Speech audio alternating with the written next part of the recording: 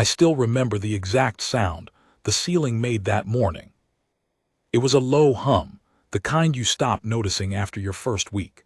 The Kithrin Combat Lyceum had these long white halls that curved instead of turning, and every surface gave off that faint vibration, like the whole building was breathing through its teeth.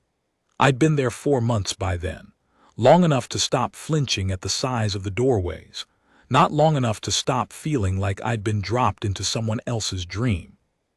My name is Corin Vale. I was 19. I was one of 11 humans in a class of 200, and on the day I'm about to tell you about, I watched a girl half my confidence do something that changed how every creature in that room looked at us. But I'm getting ahead of myself. Let me slow down. You have to understand what the Lyceum was. It wasn't a school the way you're thinking. It was a proving ground. When humanity finally clawed its way into the concordance, that loose web of species that ran the trade lanes and the courts and the long dark between the settled worlds, we weren't invited as equals. We were tolerated, provisional members, a young species with a bad temperament and a shorter lifespan than anyone else in the room. To earn any real standing, our people had to send candidates into the Concordance's own institutions and let them be measured against everyone else's best. The Lyceum was one of those places. It trained the beings who would one day serve as marshals, the ones who kept peace on the frontier stations, who settled disputes between species who could barely breathe the same air. It was old, it was proud, and it did not want us there. I want to be honest with you. Most of the instructors weren't cruel. A few were even kind in their strange, careful ways. There was an old scythe woman, all folded gray membranes and slow patience, who used to stay late to help me with the pressure math I could never get my human head around. She never once made me feel small. But then there was Instructor Vihan Ketrel. You'd have known him the moment you saw him. He was Dreeholt, one of the exoskeletal species, tall and armored, the kind of build that made the air in a room feel heavier when he walked through it. His shell was a deep bronze black that caught the light in ridges down his back and along his forearms, and when he moved, it clicked. Soft clicks, like knuckles cracking one at a time. He had 4 eyes set in a horizontal band across his face, and he never seemed to blink all of them at once, so there was always at least one watching you. He taught close-quarters discipline. Body doctrine, they called it, the art of controlling a violent situation with the least possible force. And he was extraordinary at it. I'll give him that. I never saw him rushed. I never saw him waste a single motion. When he demonstrated a technique on one of the bigger cadets, it looked less like fighting and more like folding a chair. He also hated us. Hated humans, I mean, not in a loud way. Vihan Ketrel never raised his voice. He didn't have to. He did it with patience, which is so much worse. The first week, he lined the 11 of us up at the front of the training floor and walked slowly down the row, looking at each of us with all 4 eyes. "You are soft," he said. His voice came out layered, 2 tones at once, one high and one low. "Not weak. I do not say weak. Weakness can be trained. You are soft. Your bones bend, your skin tears. Your species evolved to run away, and it shows in the way you stand." He stopped in front of a boy named Pharaoh and tapped him once lightly on the sternum with a single armored finger. Pharaoh staggered back. Vihan Ketrel had barely touched him. "You see," the instructor said to the whole room, "soft." The Dreeholt cadets in the back made a sound then. It's hard to describe. A dry rattling from somewhere in their throats. It was how they laughed. That was the tone from the beginning. Every session, he found a way to remind us what we were. He'd pair a human against a much larger cadet and then critique the human for being outmatched. He'd assign us the exercises that punished our lower body mass and then note dryly that we'd underperformed the standard. When one of us got hurt, and we got hurt a lot, he'd pause the session, look down at whoever was on the floor and say something like, "Fragile, as expected." Then he'd move on. We didn't complain. You couldn't. Complaining was proof of exactly the softness he accused us of, so we swallowed it. We showed up. We bled a little and healed and showed up again. Now the girl. Her name was Nadia Okonkwo, and I need you to picture her clearly, because nothing about her told you what was coming. She was small, not delicate, small the way a stone is small, compact. She had this quiet way of taking up exactly the amount of space she needed and not 1 centimeter more. She kept her head shaved close, and she had a scar through one eyebrow that she never explained to anyone. She spoke rarely. When she did, her voice was low and even, and people leaned in to catch it. I didn't know her well. None of us really did. She'd come up through a different program than the rest of us, one of the deep orbit mining stations, the kind of place where they grow up hard and don't talk about it. There were rumors she'd worked salvage before the Lyceum. Rumors she'd killed something out in the dark once, though nobody had the nerve to ask her if it was true. She let the rumors sit. She never confirmed or denied a single one. What I can tell you for certain is that Nadia never got angry. In 4 months, I never once saw her lose her temper. When Vihan Ketrel humiliated the others, she watched. When he critiqued her, and he did, plenty, she absorbed it with a stillness that I think unsettled him more than any of our flinching ever could. He couldn't get a rise out of her. He couldn't find the soft spot. And I think, looking back, that's why he decided to press harder. The morning it happened, the training floor was full. I remember because it was an observation day. Twice a season, senior marshals came down from the upper levels to watch the cadets and mark the ones worth advancing. The gallery above the floor was lined with them, dozens of species. There was a delegation of Scythe up there, and a cluster of the tall, reed-thin Aleni, and off to one side, a group of Dreholt elders, their bronze shells even darker than Vihan Ketrel's, sitting so still they looked like statues bolted to the benches. The air had that charged, watched feeling. Everyone was sharper than usual. Everyone wanted to be seen doing well. Vihan Ketrel walked the floor slowly, his shell clicking, 4 eyes moving over the crowd, and he was in a mood. I could tell. He wanted to put on a show for the elders. He wanted to demonstrate his doctrine on a body that would make the technique look good. He wanted a human. "Okonkwo," he said. The room went quiet. Nadia stepped forward, no hesitation. She walked to the center of the floor and stood in front of him, and he towered over her. He must have been nearly 3 of her, from the ground to the crown of his head, and even from where I stood I could see how the gallery leaned in. "We will demonstrate," Vihan Ketrel announced, the principle of the yielding column. His two-toned voice carried easily to the upper benches. When a smaller mass resists a larger one directly, the smaller mass fails. Always, this is not opinion, this is structure. He turned one eye toward the elders. The human body is a poor column. It bends where it should hold. I will show you. He gestured for Nadia to raise her arms into a guard. She did. "Resist me," he said. "Do not yield. Show them what you have." And then, without warning, he drove the flat of his forearm into her chest. I heard it. The whole room heard it. That flat, meaty impact of hard shell against a human body. Nadia went backward off her feet and hit the floor hard, sliding a full body length before she stopped. The Dreholt cadets made their dry, rattling sound. Some of the gallery made noises too, that low murmur of a crowd watching something go the way they expected. Nadia lay there for a second, just one. Then she rolled to her side, pushed herself up, and walked back to her mark. Her face hadn't changed, not the eyebrows, not the mouth, nothing. She raised her guard again. Vihan Ketrel tilted his head. I think he'd expected her to stay down. When she didn't, something shifted in the way he was standing. "Again," he said, "you see she does not learn. This is the other human failing. Emotion overrides sense. She will rise until she cannot, and she will call it courage." A ripple of that rattling laughter from the back. He was playing to it now. "Watch." He hit her again. Harder. A short, brutal shove of his whole shoulder, the full weight of that armored body behind it. She flew. There's no other word. She left the floor and came down on her back, and the sound she made when she landed, a punched-out grunt, all the air leaving her, is a sound I have not forgotten in the years since. The room was loud now. The Drieholt were rattling openly. Even a few of the other cadets, the ones who wanted to be on the winning side of anything, were laughing. I looked at the other humans. Pharaoh's jaw was tight.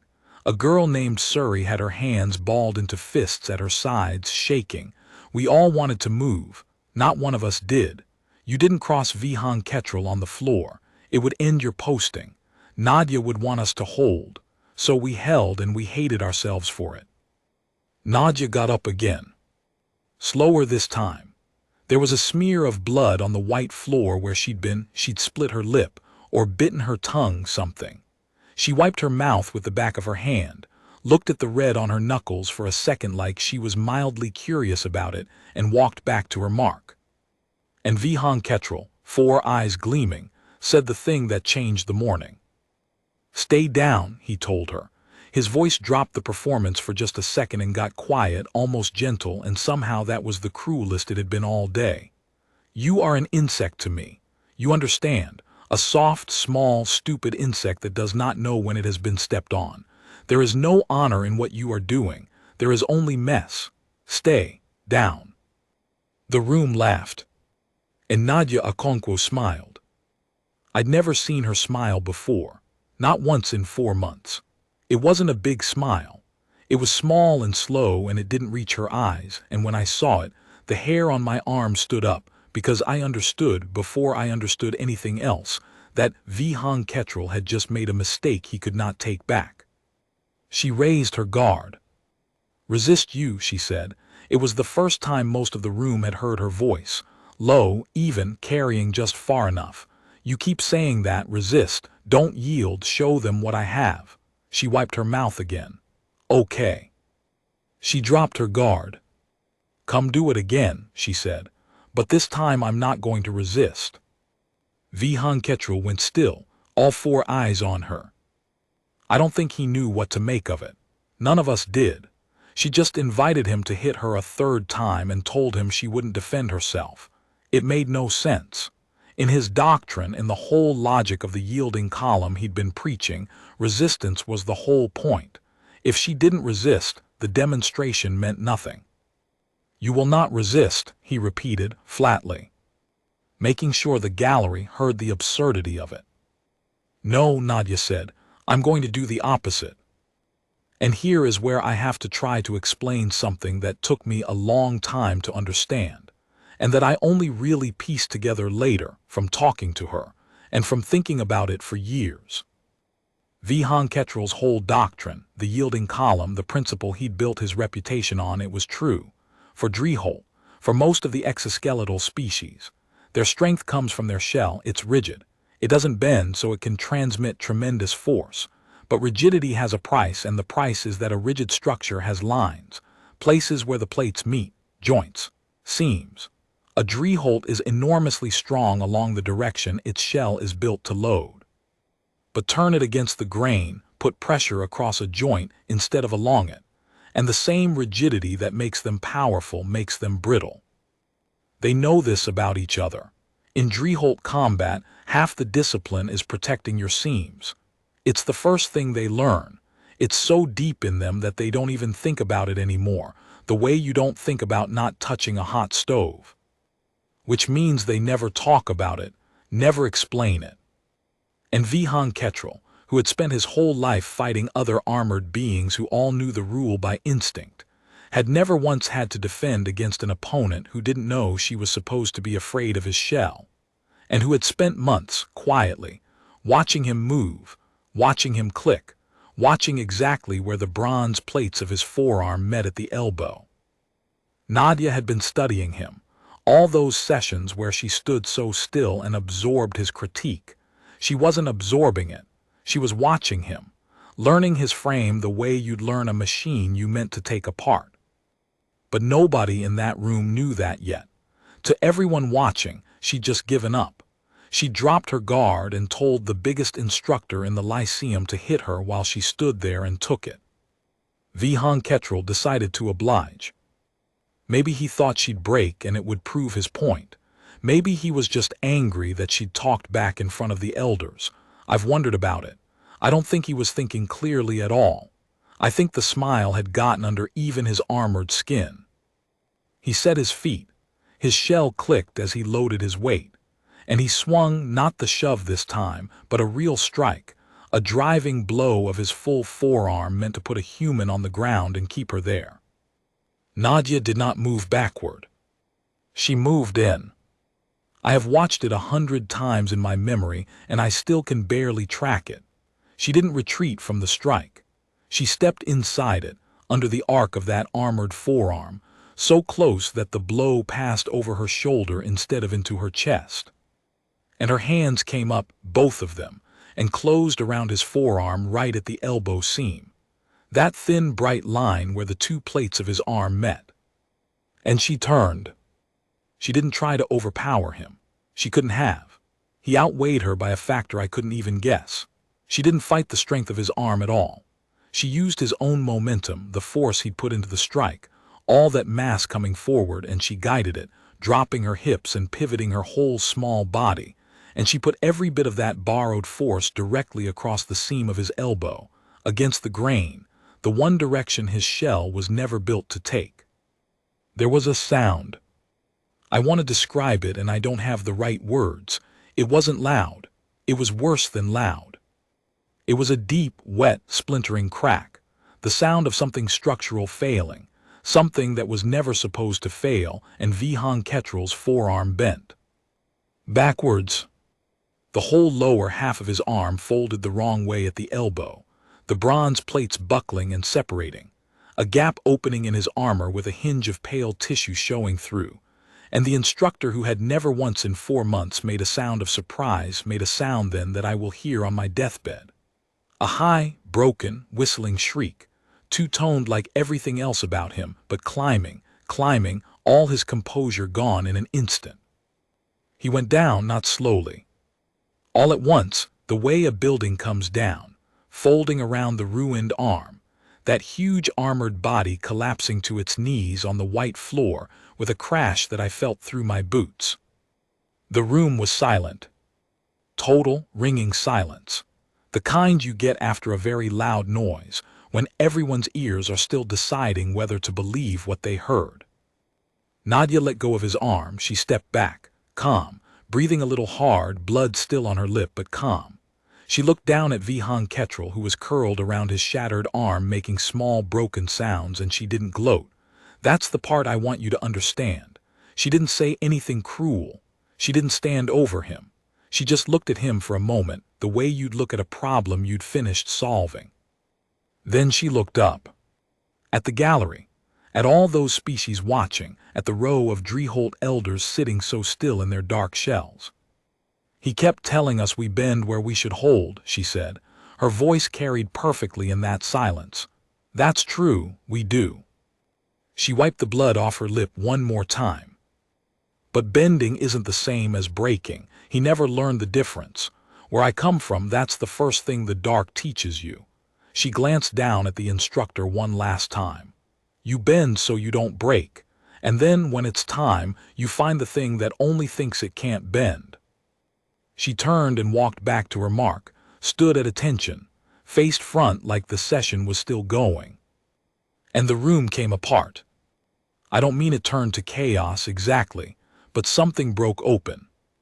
The murmur started low and then rose, and cadets were on their feet, and instructors were rushing onto the floor toward Vihan Ketrel.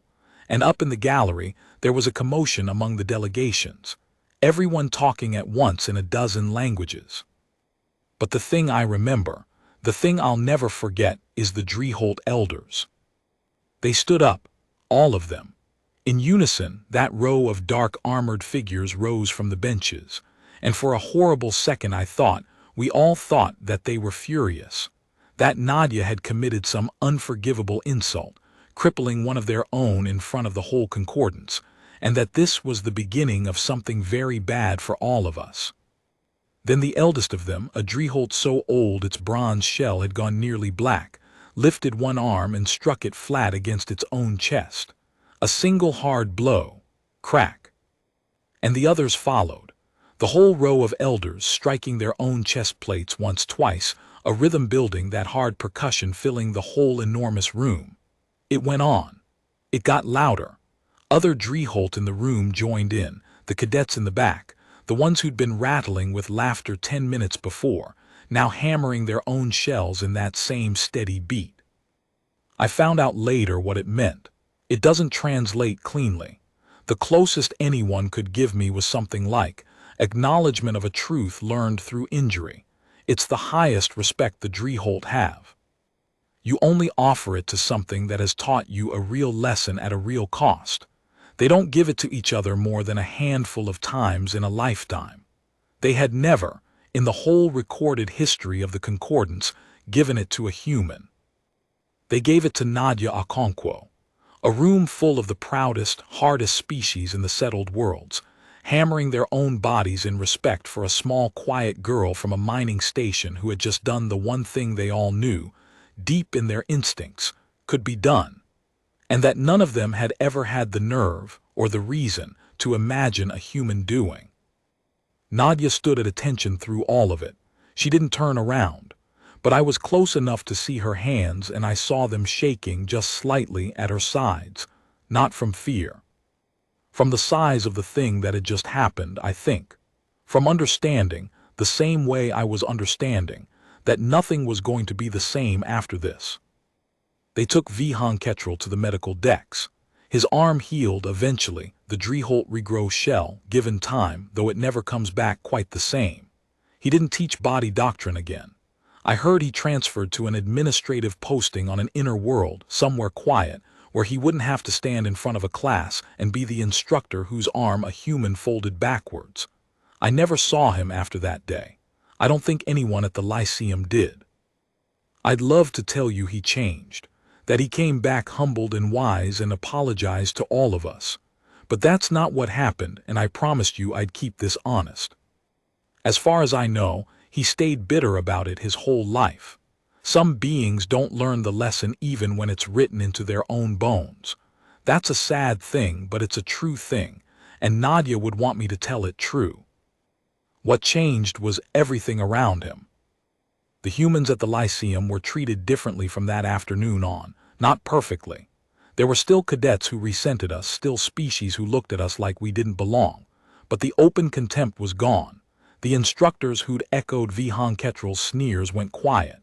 And a strange thing started happening in the training sessions. The exoskeletal cadets, the Drieholt especially, started asking the humans to spar with them. Not to humiliate us, to learn from us. Because it turned out we saw their frames from the outside, the way they couldn't see themselves from the inside. And there were things we noticed that a lifetime of instinct had made them blind to. Nadia became something of a legend, though she hated that word. She never talked about the day. If you brought it up, she'd change the subject or just go quiet until you gave up. She finished top of our class. She made Marshall 2 years faster than anyone expected. Last I heard, she was out on the far frontier somewhere, keeping the peace between species who'd been at each other's throats for 1,000 years, doing the thing she was so obviously born to do, finding the seams in problems everyone else thought were solid. I asked her about it once, years later. We were both older by then, both Marshalls, and we'd ended up sharing a transit lounge on some grim little station between postings, and I finally worked up the nerve. That day, I said, with Vihan Ketrel, were you scared? She thought about it. She always thought about things before she answered. Then she said, every second. But you didn't look scared. No, she turned her cup in her hands. That's the trick, Corin, that's the whole thing. They think being hard means you're never afraid, that the shell is the strength. She shook her head. The shell's not the strength. The shell just can't bend. We can bend. We can be terrified out of our minds and stand up anyway, one more time and one more until we find the angle. That's the strength. It was always the strength. He just couldn't see it, because from inside a shell, bending looks like weakness. She was quiet for a moment. He called me an insect, she said, You remember. I remember. A small smile, the same one from that morning, small and slow. The funny thing is he was right. I am, soft body, small, steps on me I get back up. That's what insects do. She finished her drink. He just forgot the part where there are more of us than there are of him, and where we go eventually is everywhere. I've thought about that a lot in the years since. I've thought about it on frontier stations at 3 in the morning when everything's gone wrong, and there's no armor thick enough to make me feel safe. I think about a small girl from a mining station standing up off a white floor with blood on her mouth. One more time, until she found the angle. We bend so we don't break. And then, when it matters, we find the thing that only thinks it can't bend. That's the human doctrine. Nadia taught it to the whole concordance in about 4 seconds on an observation day, and it cost one arrogant instructor his arm, and it was worth every bit of the noise it made. I was there, I heard it break. I've never heard a sweeter sound.